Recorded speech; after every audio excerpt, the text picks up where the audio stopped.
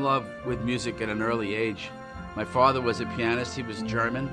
He had taken piano lessons, and we had a piano in the house, an old upright that wasn't very good, but my father could make it sound good because of the way he played. And my mom was always bringing home records from the library, Broadway shows, classical music, opera, Harry Belafonte records, and we always played the radio in my house. And fortunately, in New York, you got such a wide spectrum of different kinds of music listening to New York City radio. So I was exposed to it at an early age and fell in love with it. And I started taking piano lessons at an early age. My mom brought me to a teacher who lived down the street. The piano teacher that my mom took me to had a Steinway piano. It was a Steinway B, a Model B, grand, and it was so much better than the piano that we had in our house. I used to love to go to her house to play her piano, not because I liked taking lessons, because I just loved the sound of the piano that she had. It was set up in a studio, and the acoustics were fairly ambient.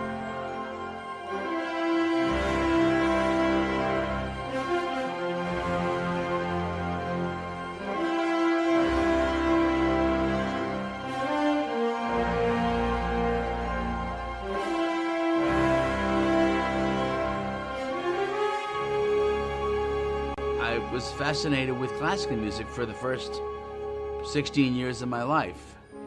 And I always refer to it as, that was the sweet girl next door. And then, when I was a teenager, this rock and roll girl came along with fishnet stockings and smeared lipstick, smoking cigarettes, and she dragged me away from the girl next door. And we had a passionate affair for a good 40 years. And now I've rediscovered the girl next door. She looks really good these days. But I think I brought a lot of my classical aesthetic into writing rock and roll and pop music.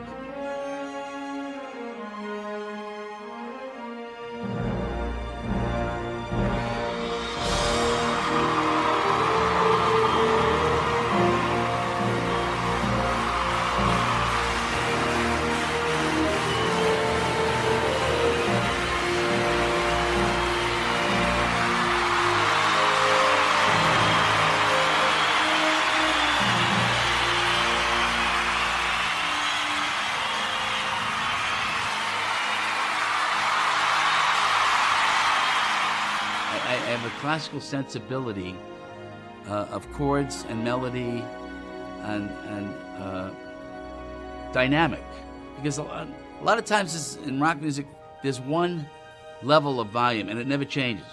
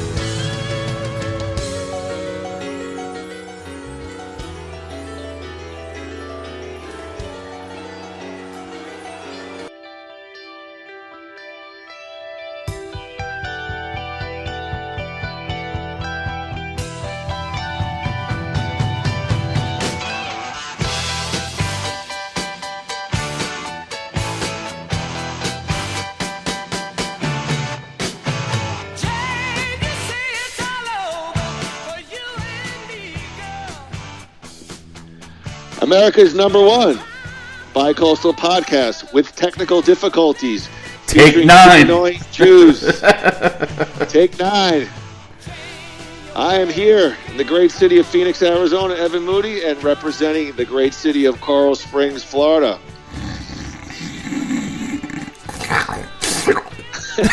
Extra gurgling on the East Coast. Groove for the 5th time. How the hell are you, my friend? I'm better than I was 4 times ago. Well, let's get right to it before we get to the topic at hand. Groove. Yeah.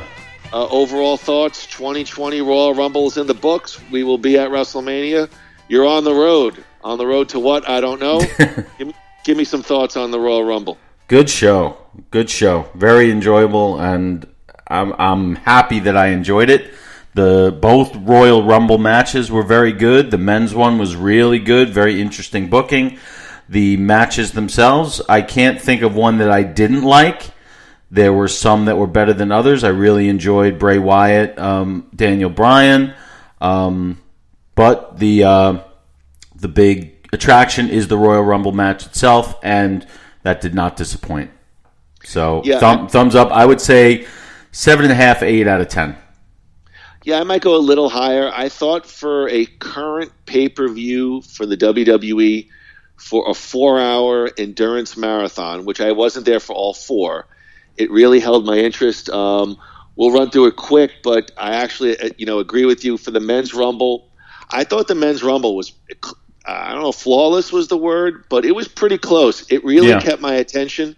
They told really 2 distinct stories. First, you're going to prop Brock Lesnar as your just unbeatable champ. They gave you a couple of quick comedy bits. And then, of course, setting up the challenge with Drew McIntyre. I thought it was pretty good stuff. Me too. And the first 12 or 13 guys, how he was just eliminating everybody, it was very well done. Brock did a great job. It was interesting to see him really just demolishing top-level talent.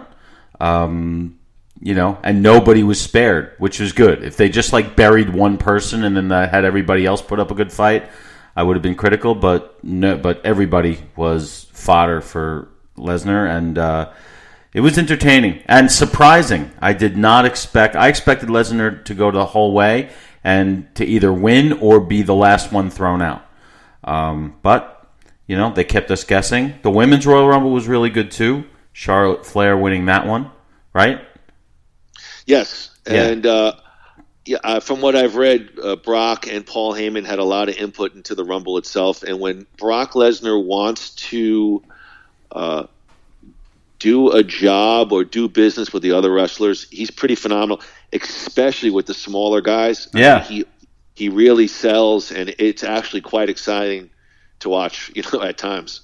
That's why I'm a little apprehensive about Lesnar McIntyre at Mania.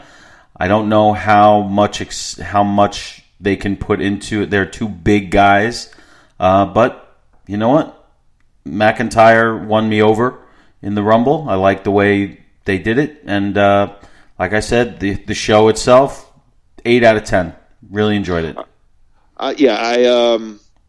I'm looking forward to seeing how they build McIntyre. I think he's well deserved. I'll give it a shot before I shit all over it. Well, I'm a skeptic, but the biggest thing is that it did get me more intrigued and excited about WrestleMania, and since we're going, that's a great thing. Okay. So I'm happy with that.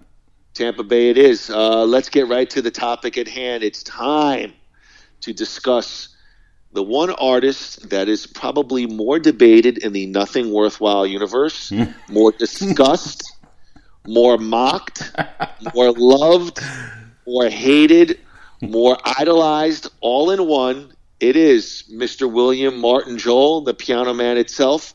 And so before we get to what we're going to talk about, why do you think that even all these years later, when you and I get together, or you and I get together with other friends, we instantly seem to go to our love of music and Billy Joel, and we agree, we disagree, passionate. Is it part of our New York upbringing? Is it the music itself? What is it about Billy that gets us still to this day pretty fired up? I'm still trying to figure out what you mean by Nothing Worthwhile universe. Oh, I don't know. No, the answer to the question is, what else do we have? How many hours have we spent just sitting bull-essing about Billy Joel and what we'd like to see, what we want to see? For 25 years. Okay. So well, that's a testament to a great artist who swings and misses sometimes, who hits it out of the park sometimes, and we do it with everything, every element of pop culture that you and I hang on to, whether it's the Terminator or whether it's Billy Joel. We're always going to talk about what ifs, and it's something that we're both passionate about and always will be long after they're retired. So, it's just something that we bond over. Let's look at it that way. But there's always something to talk about. That means as much as Billy Joel might disagree, that means that he's still incredibly relevant, and that's why we talk about it, because it is relevant to us. Relevant to us is the key point. Yeah. We're going to talk about today, specifically Billy Joel, what we're going to call his 12 Garden run. We'll take a look at his amazing franchise MSG residency and some of the pieces around it. Before we get to that, let's discuss how Billy actually got there. Beginning in 1994, Billy toured extensively with Elton John on a series of face-to-face tours, making them the longest-running and most successful concert tandem in pop music history. During these shows, the two played their own songs, covered each other's songs, and performed duets. 2003, they played just over 24 dates and made close to $50 million. I saw a face-to-face. I believe you did as well. Any thoughts on what was a dream lineup, Billy Joel, Elton John playing together face-to-face? Gru? Well, I saw them. They went on that long, huh? Because I saw it in 1994 at Giant Stadium, and it was good, not great, meaning that I wanted to see more from each of them. So it's like you get half a Billy Joel set, half an Elton John set, then they'll play 4 or 5 Billy songs together, 4 or 5 Elton songs together, and then it's over. And it was pretty long anyway, but there are going to be songs that are left out that you want to hear Elton John sing, and same for Billy Joel. So it didn't 100% do it for me. But it was still great. It was still fun, but there was something missing. I'd rather see each of them by themselves than together. That's my ultimate thing. I couldn't agree with you more. Similar to some extent, even when I saw Van Halen with David Lee Roth, I was so excited to see Billy and Elton, and I left satisfied but disappointed. I agree. It felt rushed. Elton playing comparative to Billy with the piano. I mean, Elton's, I think, a superior piano player, but Billy had the more interesting set, the chatting with the audience, the interplay with the band, a little bit more interesting. At my show, he wasn't sober, so. Okay, well, that might be for an even better show. But the face-to-face tour ran quite a long time. They canceled the summer leg. Specifically, Billy was rumored to have canceled the summer leg of the 2000 tour, claiming there was never any dates booked, and he intended to take the year off. Billy Joel told Rolling Stone reportedly, "We'll probably pick it up again. It's always fun playing with him." Rumors that there was a little heat between the two, even some antagonistic quotes between the two of them. Elton apparently not happy with Billy, with maybe some excessive drinking on the tour. And, Billy kind of making fun of Elton's overall inflated importance and drama, so to speak. So 2010, the summer, the tour's over. Maybe a little heat between Elton John and Billy Joel. Thoughts? Well, I think it was. Weren't they supposed to do like a HBO special, like Live from Tokyo or something? I think it was supposed to be from Tokyo or even Russia, but it was canceled.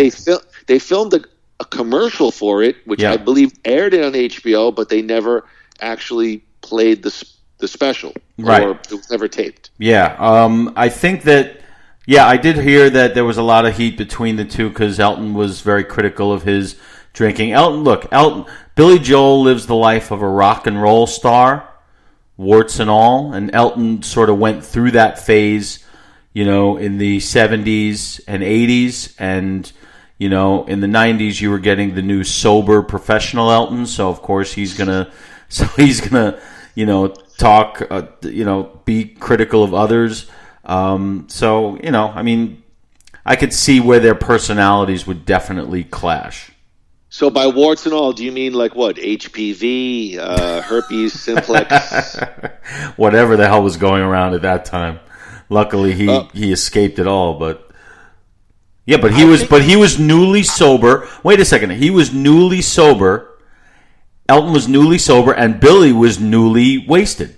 Because remember, at that was around the time where he was getting divorced from Christy Brinkley, and there were a lot of reports about him showing up on stage less than sober, and that was what it was like at the show that I was at, and it was very apparent. It was still entertaining, but I remember he was introducing the band, and he was getting all their hometowns wrong. It was like Mark Rivera from Houston, Texas. Yeah, I'm from Houston, Texas. Like he would, so I think they were going in opposite directions at the time. I think that's why it fell apart. Yeah, the tour lasted for a couple of years. I think if you caught them early on when it was fresh and something new, I remember Billy and Elton going on Larry King Live on CNN to announce the tour, and I'm sure they've done massive co-headlining tours before with other rock artists, but this one, and maybe I'm wrong, but this one felt like one of the first real major ones. We had two guys. I mean, Billy, at that point, we didn't know he was really going to not do anything sort of new again, but the two guys were still at the real prime of their careers, two big-time names in that same genre of piano rock and roll. It felt, the excitement for me as a fan was tremendous. I think early on, those initial legs, the shows were really great. I think maybe as time wore on, maybe they got a little sick of each other, and sort of the uniqueness of it died off a little bit. Maybe, but I think as you said, I think this tour morphed from a tour that Elton had done the year before with Eric Clapton. And they were, they didn't do many dates. They did a bunch of stadiums, but nothing really lengthy. But then I think Elton was like, why aren't Billy and I doing this kind of thing? Arguably the two biggest piano players in the world. And, so I think it came from that. And yes, okay. in the beginning, it was phenomenal. Stop! What are you doing? All right. Okay. 1997, Billy Joel Greatest Hits Part 3 was released. We've got covers of Bob Dylan's "To Make You Feel My Love," "Hey Girl," both charting somewhat on the on Billboard from Joel's Greatest Hits Volume 3. Billy's Greatest Hits Part 3, in my estimation, adequate at best. Really just another attempt to monetize Billy's back catalog. I did super enjoy Billy's cover of Dylan's "To Make You Feel My Love." Not much else to say. Any thoughts on Billy Joel's Greatest Hits Volume 3? What was not on it that you would have liked? Or are you just like, why does he need to do a Greatest Hits 3 now? Yeah, I think it was just... you cannot sit there and tell me there was enough material to have a Volume 3 Greatest Hits. You want to take a little bit off 1 and 2? 1 and 2 were massive. But you threw in 3 covers. I remember, I got... What was the third cover?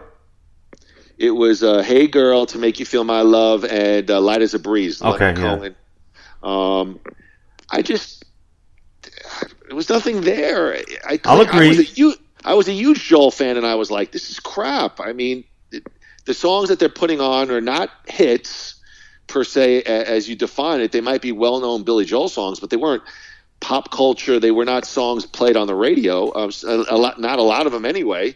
You throw the 3 covers, it felt like a lot of filler, just another way, which Billy has criticized the companies for trying to monetize his catalog. Yeah, well, you just said it right there. It's not even worth really talking much about because, as he has said, it's not his idea; it's the company's idea. So, if he's going to do it to satisfy a contractual obligation, it's not his fault. He'd probably think the same as we do.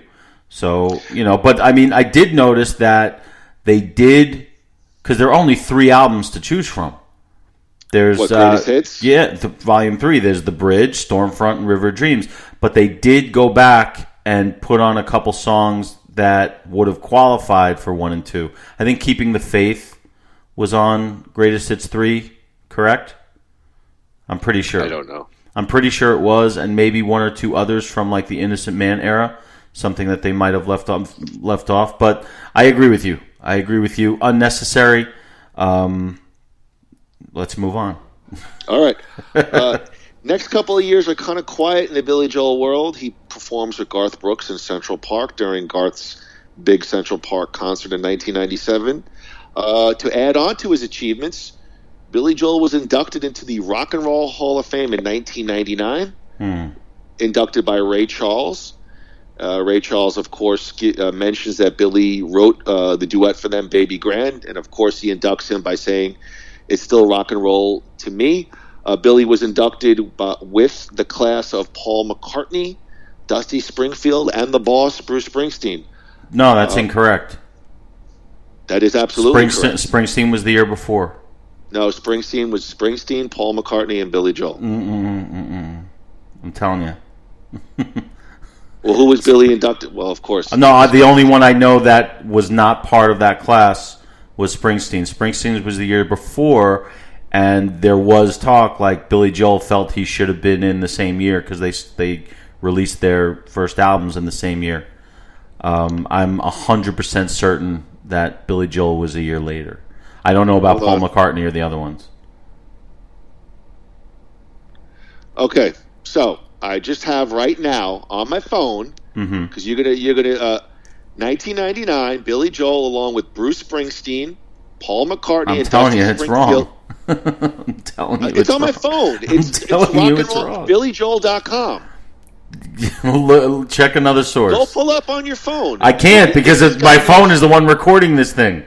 Well, please, and let any of these the one nudnik who listens. You're gonna eat, Greenstein, where are you? You're gonna eat crow. It's Craig. not Greenstein. They did not go in the same year. I am telling you, they did not go in the same year. I'm looking at Billy Joel's website, dummy. March 15th, and All right. on this day in 1999, Billy Joel, along with Bruce Springsteen, Paul McCartney, and Dusty Springfield, were inducted into the Rock and Roll Hall of Fame. Okay. It's on Billy's website, BillyJoel.com. Are they incorrect? I believe so. Oh, Hold my on. God. I'm This guy- I'm you I'm know- gonna do it. I'm gonna do it. I'm gonna do it. I'm gonna look it up. Oh, my God. Billy Joel Hall of Fame 1999. Now I'm gonna look up Bruce Springsteen Hall of Fame. Springsteen, how do you spell? It's not S-T-I-N, right? I'm ready to dump this podcast. Hey, you said it. Well, it does say 99, but they're wrong. Okay. I know that they're wrong. I know. Well, how about maybe you can admit when you're wrong? You blow hard. I'm just telling I'm you. going to skip that whole part. No, don't. No. You're wrong. I You're am not absolutely wrong. 100% wrong. I am not. You're wrong. I wish I was. Actually, I don't wish I was. They didn't go in the same year. Are you going to publicly apologize on the next podcast? Of course, if I am proven to be wrong, I will 100% apologize. That's factually incorrect. No, I didn't look at a website. I just Well, look pulled it up up. a Wikipedia thing. Wikipedia. I mean, I know it's not CBS News, but you're telling me they're wrong? All right. If we really have to do this, okay. Look up Billy Joel Rock and Roll Hall of Fame. It's going to say 1999 along with. In Now Hall the of guy's Fame. calling me out on my research. The one thing I try to do is good research. Hall of Fame class. This is just the worst fucking broadcast. Hey, take it easy. All right, let's see. Bruce Springsteen Rock and Roll Hall of Fame performed Backstreets at the 1999 Hall of Fame induction ceremony. Now I'm going to substitute that one Oh my for God, Billy Joel. this guy is unbelievable. Billy Joel Hall of Fame class. Maybe you're right. You might be right. You may be right. I may be crazy. I'm crazy. You're- Dumb fucking podcast. Take it easy. Why are you cursing like that? Well, we'll go with I'll go with you on this Oh, one. gee, thanks. Let's skip it. No, don't skip it. Let's skip it because my point was Make your point. watching the Rock and Roll Hall of Fame. I felt like Billy was completely overshadowed by Paul McCartney and Springsteen. Springsteen was coming into the E Street Band reunion in '99, and it was a very Springsteen-heavy Rock and Roll Hall of Fame. induction. And from what I remember, the only song that Billy played live was Only the Good Die Young, after they talked about in memoriam all the rock and roll artists that died that calendar year. But clearly I got it wrong. Wait. 3 websites. Okay, all right. Hey, take it easy. Breathe. I want to take it easy. Breathe. Oh, don't breathe. Well, what you're describing is what might have caused my confusion, because I remember exactly what you just said. That's excellent research right there. Exactly what you just said. Man, don't throw me a little lame bone. Exactly what you just said. There was some controversy about how Billy Joel was overshadowed. You called me out on a Rocky podcast. You didn't call me out in a mean way, but you said, "Hey, this was wrong." So now I've actually take time. I'm not going to sit there and say I hand type 15 pages. I didn't. That wasn't. No, but Billy was inducted with Bruce and with Paul McCartney. I apologize. I said, I apologize. I got a little confused because the way I remember it is the other way. But you have been proven right, and I bow to you. No, it's not a bow, but I did. But I do remember. I remembered watching the Rock and Roll Hall of Fame. I loved Ray Charles' induction of Billy. I think Billy's induction speech was great because he's a good public speaker. But overall, and of course it's edited. I don't know if it was on HBO at that time or VH1. I remember watching, going, "Wow, Billy didn't get too much shine." That's maybe the strongest Rock and Roll Hall of Fame class maybe ever. I'm just saying, as a fan, I'm a little impartial, of course, to Bruce and Billy. But yeah. I remember thinking very heavy Bruce, pretty strong Paul, and like Billy kind of got some small scraps. Yes, and you know what? I think we watched this together. I remember watching this at Turtle Run. Possibly. But I think I just realized where my confusion came in. I confused Billy Joel with John Mellencamp. Well, who Billy inducted, right? I want to, and I'm going to talk about that in a little bit. Rock and Roll Hall of Fame, nonetheless. You're wrong.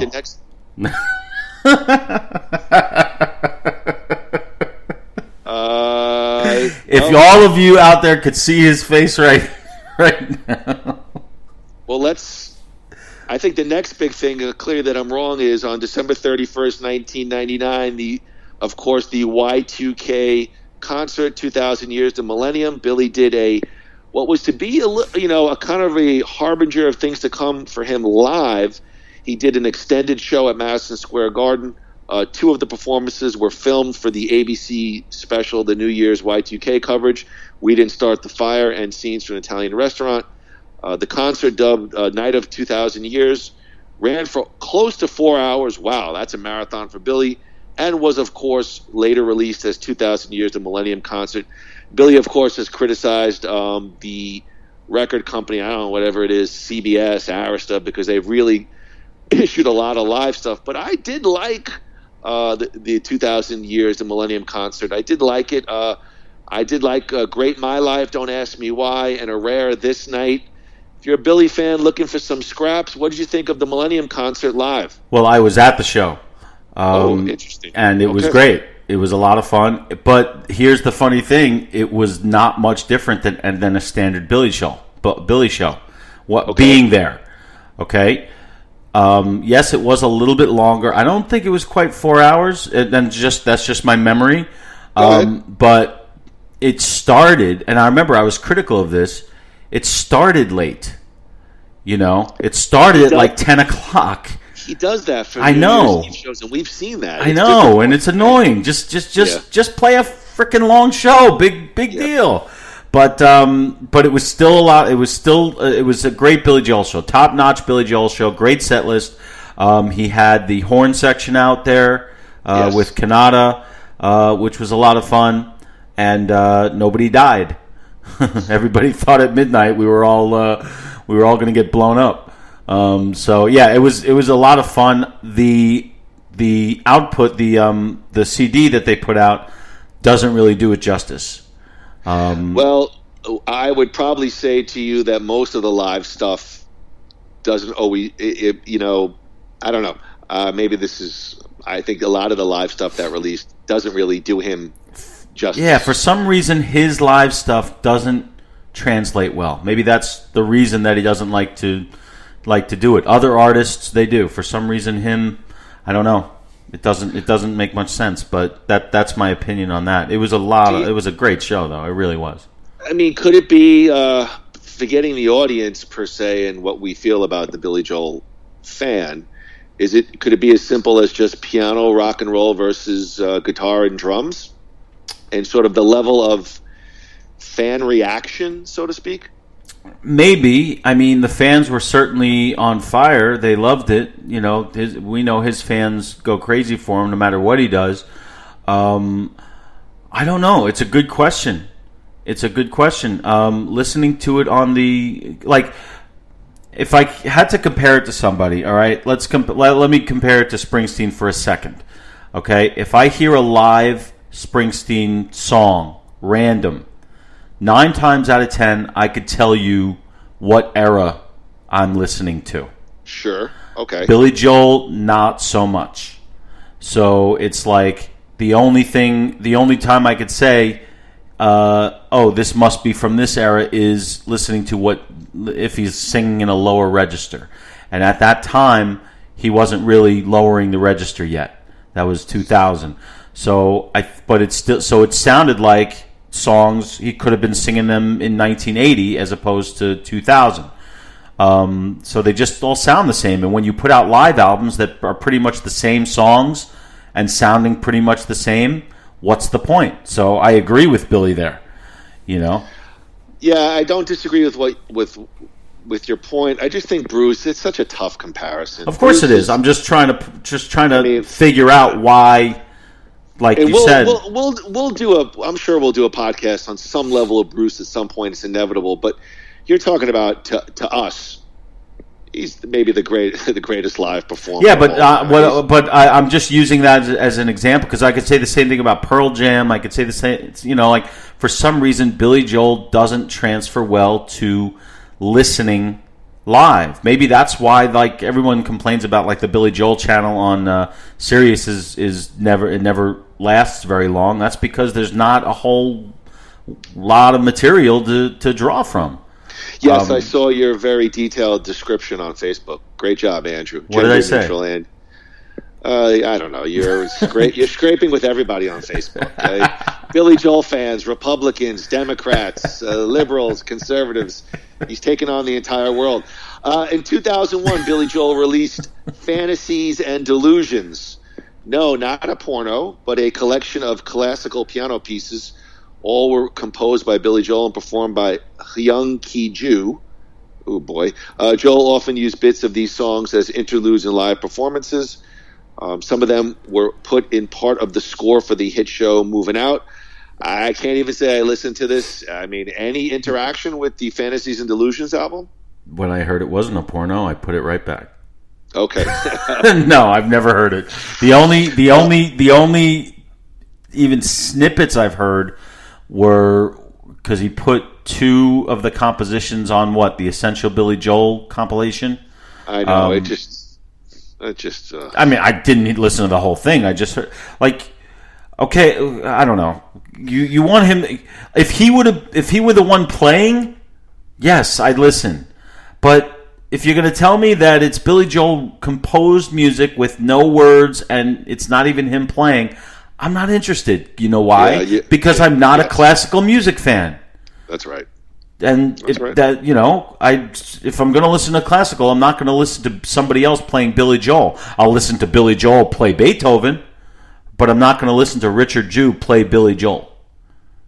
That's what they called him on the album. I know. But there's nothing there for me. September 21, 2001, as part of America, a Tribute to Heroes benefit concert. And on October 20th, 2001, Billy played Miami 2017, Seen the Lights Go Out on Broadway, at the Concert for New York City in Madison Square Garden. That night he also performed Your Song with Elton John. Pretty good stuff live, huh? Yes, and actually I have something to say about this. Because I knew you would. Yeah. because if you look, this is a testament to when Billy Joel wants Ladies to be. and gentlemen, gender neutral Andy. I'm Go not ahead. gender neutral. At least I don't think I am. When Billy Joel wants to do something, he can hit it out of the park. So, for example, on the Tribute to Heroes show, there was no audience, surrounded by candles. It was like 3 days after 9/11. He played New York State of Mind, very somber, very, it was almost like a prayer. Then, a month later, he plays it again, but now it's a celebration. And he plays it differently. And that was the first time I really saw him do that. Like, I remember when I heard him start playing New York State of Mind at the Garden show, I was like, he just did this in tribute to, like, but then I heard the song, how he was doing it there, and I was like, okay, it's a totally different song. That's the only time I can remember him doing that. Do you know what I'm trying to say? He doesn't do it. He never changes the arrangements like some of your legacy classic rock artists do to make it a little bit fresh. I will agree that New York State of Mind from the Tribute to Heroes show, if I remember correctly, it was very sparse. You got a snare drum, just a light snare drum beat with the piano, and I think maybe just some saxophone. Yeah, Rivera was there, but that was appropriate, right? Yeah, but I think I don't think he's comfortable with that because acoustically you reveal flaws, and I don't think Billy. I think he's very protective, if not overly protective, of his legacy, and that's why you'll hear on Sirius XM he talks about vocal range and not being able to hit the notes, and songs are just axed right off the set. He's just. I don't think you're ever going to get him just piano and have at it. Even the Sirius XM, the show from Miami, you had guitar and saxophone. You're never going to just get Billy with a piano. I just think that's just too intimate, and I don't think he's comfortable with that. And it's funny that you say that because I forgot I was going to mention something at the Billy Joel Elton John thing. Like, I would have much rather have seen them. Just them two, no bands, face-to-face, two pianos. But like you said, he'll never do anything like that, even by himself. But I still thought that performance of New York State of Mind at the Tribute to Heroes was incredible. Yes. If I remember correctly, on the live broadcast, you even got a smattering of applause after Billy played it. Mm-hmm. It was supposed to be a very solemn show and very quiet in between songs. I thought Billy, as a Billy fan that didn't have not too much to look forward to, that I thought he hit it out of the park with that. Definitely. Especially that New York State of Mind. Yeah, and then the following one too. The one at the Garden. That first one really was very powerful. Yes, but just to me, the difference between the two, it was just cool that he was doing that to me, that he would adjust it, and I really enjoyed that. And Miami 2017 was good, but it was. What's the word for it? Was status quo. It was like he could have been in Idaho performing it. It didn't make a difference. 2005, Columbia releases. I'm glad you're so intrigued by. No, I think I don't read into it. I definitely agree with you that television broadcast of New York State of Mind was superior. The live concert at the Garden was fine. It was fine. I didn't consider it earth-shattering. If anything, I thought Elton brought down the house with Mona Lisa. Oh, my God, yeah. Hatters. I mean, to me, that was the performance of the night. And, Five for Fighting. I mean, stuff like that was really, really good. Yeah, I guess he could have done something a little more special. If I remember correctly, they didn't even really position Billy. I mean, Billy's, New York royalty. I think he was positioned like fairly squarely in the middle towards the three-quarters of the show. I mean, like, I think, they definitely brought out Billy and Elton towards the end, but McCartney closed. I'm not saying Billy should close over McCartney, but, I mean... Well, McCartney put the show together, I think. I think it was his brainchild. Thank you, Andrew. Just a thought. Let's move on. 2005. Interesting. Columbia releases a box. At least they didn't have Opera Man close. In 2005, Columbia released a box. I'm just gonna barrel through. Released a box set. Don't you remember that Adam Sandler thing? It was amazing. Yes. In 2005, Columbia released a box set, My Lives, which is largely a compilation of demos, B-sides, live and alternative version, and even a few top 40 hits from Billy's entire catalog. The compilation also included some software, and people could remix Zanzibar and a live version of I Go to Extremes with their PC. Also, a DVD from of a show, the Disney River of Dreams show from Germany is included, where Billy is so bloated and he's rolling up his shirt, his chubby arms. Let me tell you what I thought of My Lives. Go ahead. I'll tell you what I thought, and I'm sure you'll expound on it. I was very excited. To get My Lives because Billy had not released, like a lot of classic rock artists, it was like his albums and that was it. And the only way to really get some kind of rarity was to go into some kind of CD record store like in Greenwich Village and find like a European import from 74. Billy, and like Newbury Comics and Harvard Square. I enjoyed My Lives. I don't know if it's aged well. Again, I believe Billy is notoriously protective of his material. There's not a lot of extra stuff out there. You're not getting like tracks from Bruce. And so, again, even My Lives to me, it had some filler. It had just some standard album cuts that we've heard before.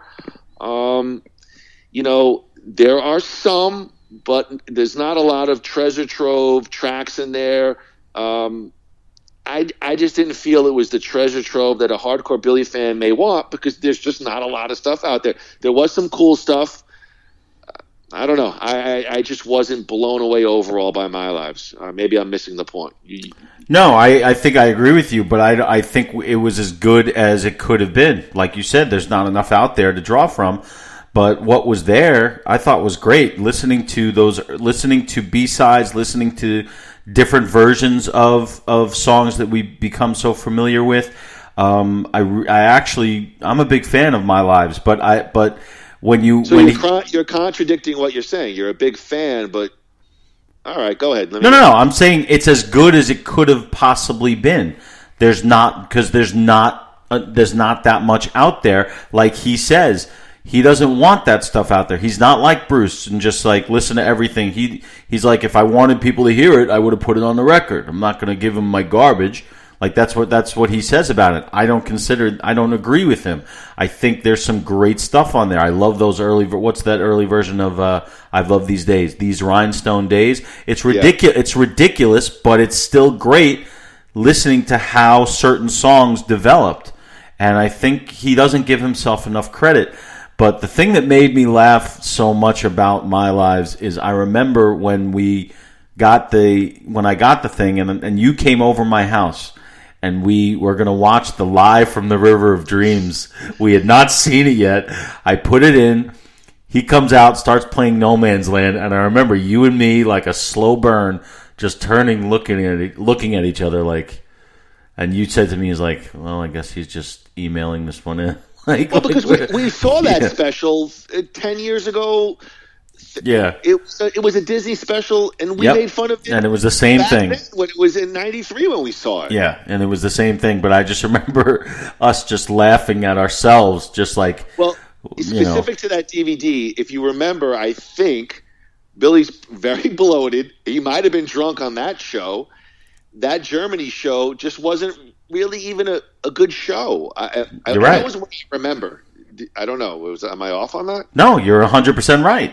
I remember he started like eins, feins, eins, way, like counting to 4 in German, and like I remember just us looking at it like all right, we're done. We're done with this. Yeah, he's like everyone in the oven. I was like, ooh. Thank you, folks. We'll be seeing you on our next podcast. Good night. I have a question, though. When was the question and answer thing, the masterclass thing, was that part of My Lives? I think, or was it a reissue? I think it was of like 52nd Street or something. No, you got. I believe there was some stuff there because I think on like the European import of A River of Dreams, that was there was a disc. It was called like a Night of a River of Dreams, questions and answers. It was taken, I think, from that. I think he did something at Harvard, and maybe one other spot was those early question and answer stuff. I believe I think maybe there was a disc of that stuff. There was a disc. I just don't remember what I believe package it was from. But did you ever see any of those? Did you ever go to one of those? I have not. I got lucky enough to go to one. Queens College. Like 94, around then. Those are pretty cool. Well, that was probably when it was its coolest because it was new. And now every anecdote has been fleshed out. It's like we know exactly what he's. Oh, great! What happens when you die? Alexa Ray asked and him. It was a very serious question. Yeah. Oh my God! If he heard this, he would hate us forever. January 7, 2006, they announced a new U.S. tour for Mr. Joel. He had not written or at least released any new songs in 13 years. This one, now he begins to expand his set list, sampling songs from throughout his career, major hits as well as obscure tunes to the typical fan like Zanzibar and All for Later. His tour included that unprecedented 12 sold-out concerts over several months at Madison Square Garden in New York City. Billy's stint of 12 shows at MSG broke a previous record set by New Jersey native Bruce Springsteen, who had played 10 sold-out shows at the same arena. 12 shows. A little bit of criticism because Billy didn't do it in sort of consecutive order. I think he took some time in between the 12 shows. I didn't get a chance to see any. Did you go to any of those shows, that first 12 Gardens run? I went to 4 of them. Oh my! You sound. Well, I don't want to, because every time we do this, I'm like, "Were you there?" You're like, "No," and I'm like, "I was there." No, like I feel like I'm pissing on your concert experience. I went to 4 of them, and I think they were mostly close together, if not right on top of each other. There was one I think that was postponed for some reason that they came back in like weather. Was it the weather? It was a snowstorm. Yeah, they came back in like March or April. So I think that was it. But these shows were fantastic. Okay. And remember these. Well, no, wait. Actually, I got to back up because you mentioned the 97 tour where he started opening up the set list a little bit. I don't know if I explicitly mentioned it, but obviously I think 97, 98, he had done similar type stuff. Yeah, but because was that when because on the website you could request songs. Do you remember that? I don't. Like on BillyJoel.com, I remember. I can't say I ever visited BillyJoel.com too much. I've definitely been on the website, but it's a pretty standard kind of. Yeah, but back then, when not everybody had a website, like he had one where you could actually write in a song that you would want to hear. Not that he was going to do it, but when those shows eventually started, you heard stuff that you never thought you were going to hear again. Like an All for Lena or Laura or songs like that. So that was like the start of that opening up thing, and that pretty much led to the 12 Gardens run, I think, right? Yes, and those were well-received shows. On June 13, 2006, Columbia released 12 Gardens Live, a double album containing 32 live recordings from the collection of 12 different shows at Madison Square Garden during Joel's 2006 tour. I'll hold off. Definitely an interesting topic of discussion. Gru, your thoughts on the 12 Gardens Live double album? I would say it's his best live compilation as far as song choices, but of course it's also his biggest. The other releases, they kind of like as far as performance goes, you can't top the Russian album live. I think that's my opinion. Really, that's what I think. Yeah, but it was a great summation of what that run was all about. He had Richie Cannata for the whole run, right? Yes. Yes, the horn section. So that was big. Added so much to so many of those songs. You could tell he was like reinvigorated. Even listening to it, you could tell. And being at the shows was like, like those were like the last shows I remember where I didn't walk out as we usually do these days. Like, yeah, that was great, but I don't remember doing that at these concerts. And the discs show us why, and they're great song choices. Well, here's what I wrote. 12 Gardens is really good. I just felt like it didn't project the scope of these really great shows. It felt to me similar to other Billy Live concert albums. I know we have the song choices, but it just, you're talking about 12 nights at Madison Square Garden, history, record breaking. There were no liner notes, minimal packaging. To me, this was a really big deal, and he's breaking records, some of that initial records at MSG. I just felt like it was good. If you're a hardcore Billy Joel fan, you got to have it because you're getting some stuff that you've not heard live before, certainly recorded on audio. But I felt like it just failed to project the scope of these massive shows. What are your thoughts? Don't they all, though? Don't all live recording, like nothing, that's what Billy Joel actually says. He's like, recordings can't put you in the arena, so that's why he doesn't like to do them. I look at it a little more favorably than you do, because I think they're great performances. Do they capture... Maybe they don't capture it because it's really not a show from beginning to end. He's never... even the Millennium one. Yeah, I don't think it's edited. He's never put out just a whole show from beginning to end, so it's very difficult to... Maybe that's the thing.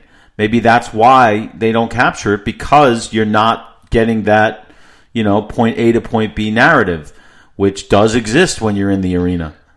Right, like it would have been it could have been better to me if with the tracks you even had the night that it was recorded. And so even if it's not one linear show, My Lives recorded Tuesday, January 31st, 2006, then All for Lena, and the liner notes. You're just talking about the King of New York rocking the biggest arena for how many nights. I just felt like it was small potatoes when this was a huge, massive deal. Yes. But I did enjoy the recordings. Yeah, absolutely. It's a great recording, but it's a live compilation, not a show. Okay.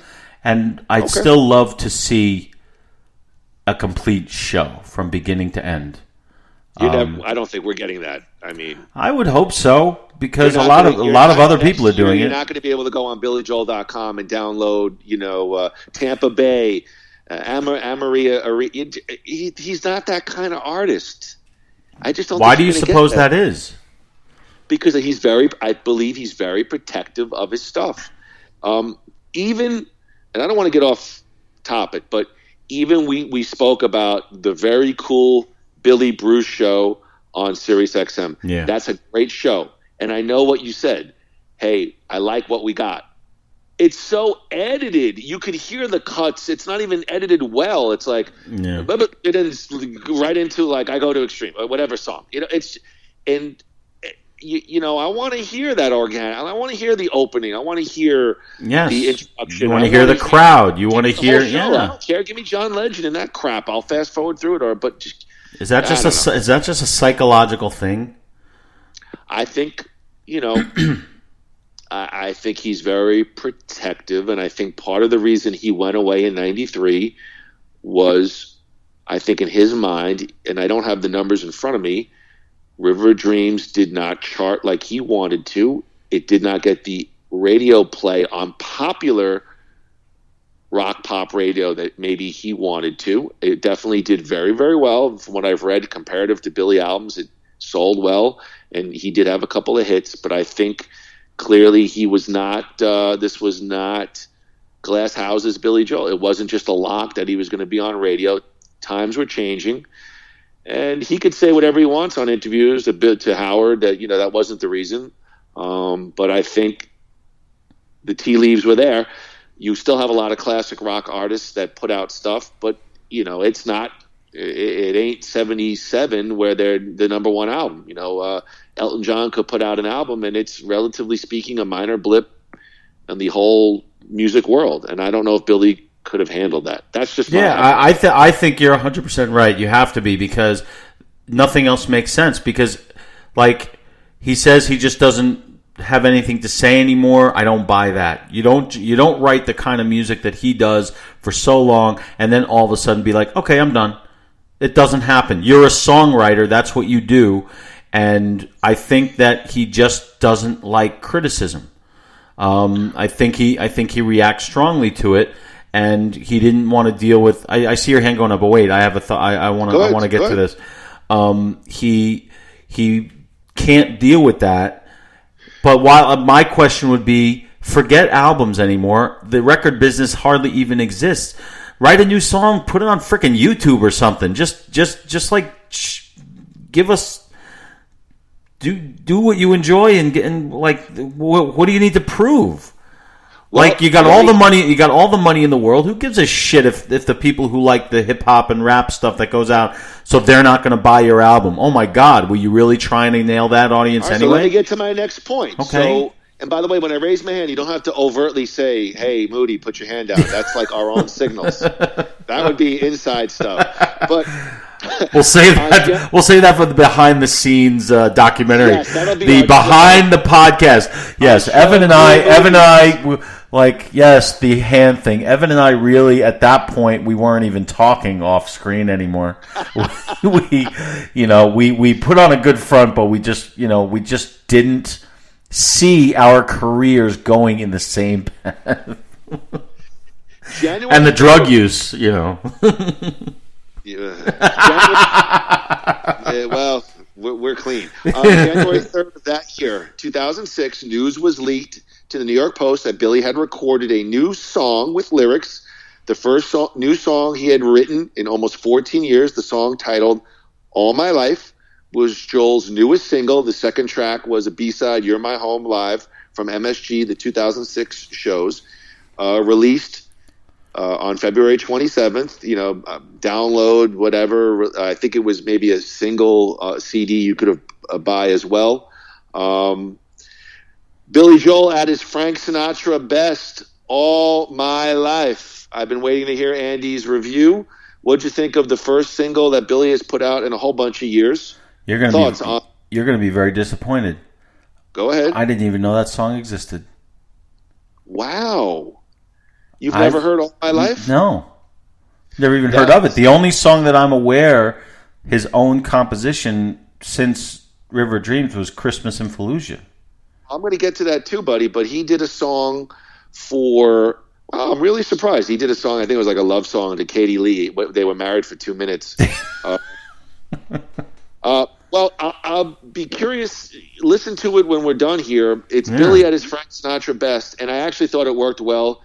It's a very much in the New York state of mind kind of slow snare drum beat, very much a standard more than a rock pop song. Mm-hmm. I liked it. I thought it's basic Billy, classic light FM fare, good stuff, good piano playing, good vocals. Give it a listen and let me hear what you have to say about that. I will. Billy went on to sing the national anthem at Super Bowl XL. I don't even know which one. I remember. Who cares? Let's get to December. December 1st, 2007, Joel premiered yet again another new song, Christmas in Fallujah. Mm-hmm. The song was performed by Cass Dillon, a Long Island-based musician, as Joel felt it should be sung by someone in the soldier's age range, though he himself has played the song occasionally in concert. The track was dedicated to servicemen based in Iraq. Joel wrote it in September 2007 after reading numerous letters sent to him from American soldiers in Iraq. Christmas Fallujah was the second pop rock song released by Joel since 1993's River of Dreams. Billy's new song, it's released initially with somebody else's vocals. I'll tell you what I think, but first I'm curious to hear what you thought of Christmas in Fallujah. Didn't like it. Didn't do it for me. I didn't understand it. I didn't get what he was going for with it, and I would have rather have heard him sing it. Well, they did release a live version from, it was a live version. I think it was recorded in Australia. Really? Yeah. Benefited homes for our troops. I agree with the initial, I don't want to hear any Billy Joel songs sung by anybody else other than Billy Joel. If you listen to the live version recorded that was released by Billy, I thought it was a pretty